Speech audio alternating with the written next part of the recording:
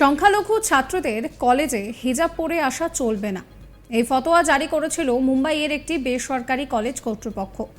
শুক্রবার 9 অগস্ট মুম্বাইয়ে ওই বেসরকারি কলেজে পোশাক বিধির ফতোয়াকে চ্যালেঞ্জ করে মামলাটি ওঠে সুপ্রিম কোর্টে।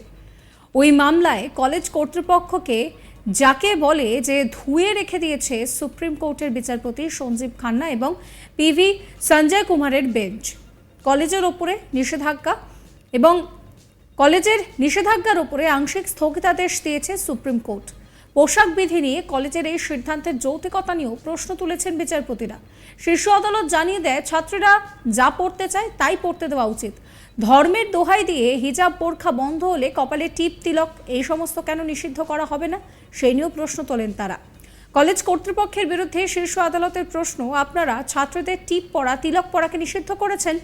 কলেজের এই সিদ্ধান্ত মহিলাদের ক্ষমতায়নের বিরুদ্ধে কাজ করবে বলেও আশঙ্কা প্রকাশ করেছেন সুপ্রিম কোর্টের বিচারপতিরা।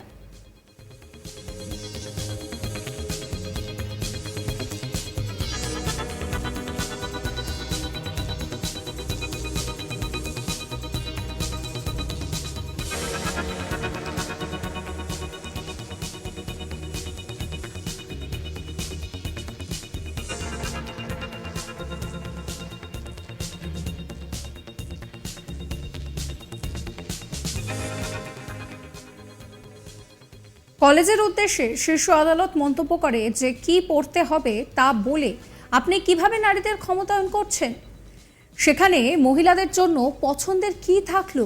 এখন আপনাদের হঠাৎ করে মনে হচ্ছে যে ছাত্ররা হিজাব পড়ছে। এটা দুর্ভাগ্যজনক যে স্বাধীনতার বহু বছর পরেও আপনারা বলছেন এই দেশে ধর্ম আছে।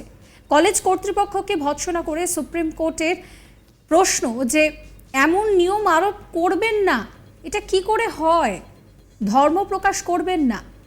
যে কলেজটিকে নিয়ে এত কাণ্ড সেটি হলো মুম্বাইয়ের চেম্বুর, সেখানকার চেম্বুরের আচার্য ও ডিকে মারাঠে কলেজ। শুক্রবার সুপ্রিম কোর্টে শুনানির সময় কলেজের পক্ষ থেকে উপস্থিত ছিলেন সিনিয়র আইনজীবী মাধবী দিভান।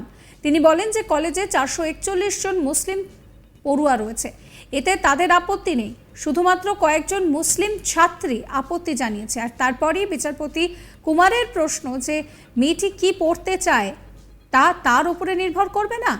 বিচারপতি কুমারের মন্তব্য যে কলেজগুলির দ্বারা এই ধরনের নিয়ম তৈরি হচ্ছে তা বন্ধ হোক।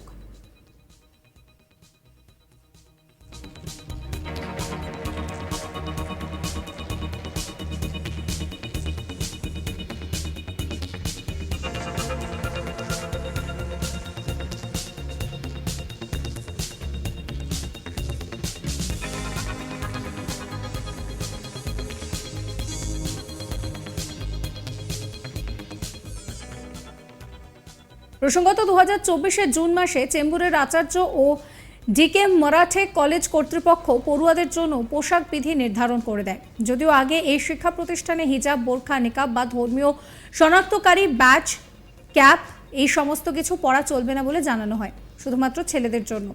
শুধুমাত্র ফুল বা হাফ শার্ট এবং ট্রাউজার নির্ধারিত হয়। কলেজ কর্তৃপক্ষের এই পোশাক বিধির বিরুদ্ধে প্রথমে মুম্বাই বিশ্ববিদ্যালয়, পরে বিশ্ববিদ্যালয় মঞ্জুরি কমিশনে যায় মুসলিম ছাত্রছাত্রীরা, কিন্তু সেখানেও কোনো সুবিচার না পেয়ে শেষ পর্যন্ত তারা হাইকোর্টের দ্বারস্থ হয়। কিন্তু হাইকোর্ট কলেজের সিদ্ধান্তে কোনো স্থগিতাদেশ না দেওয়ায় শেষ পর্যন্ত তারা সুপ্রিম কোর্টের দ্বারস্থ হন।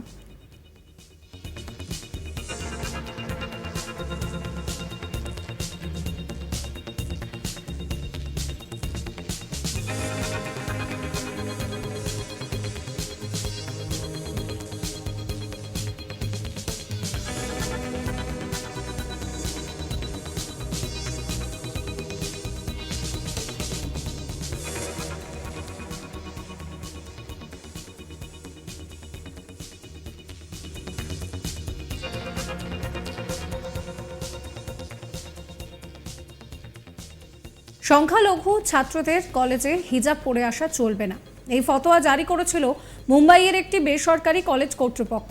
শুক্রবার 9 অগস্ট মুম্বাইয়ের ওই বেসরকারি কলেজের পোশাক বিধির ফতোয়াকে চ্যালেঞ্জ করে মামলাটি ওঠে সুপ্রিম কোর্টে। এই মামলায় কলেজ কর্তৃপক্ষকে রীতিমতো ধুয়ে দিয়েছে সুপ্রিম কোর্টের বিচারপতি সঞ্জীব খান্না এবং পিভি সঞ্জয় কুমারের ডিভিশন বেঞ্চ।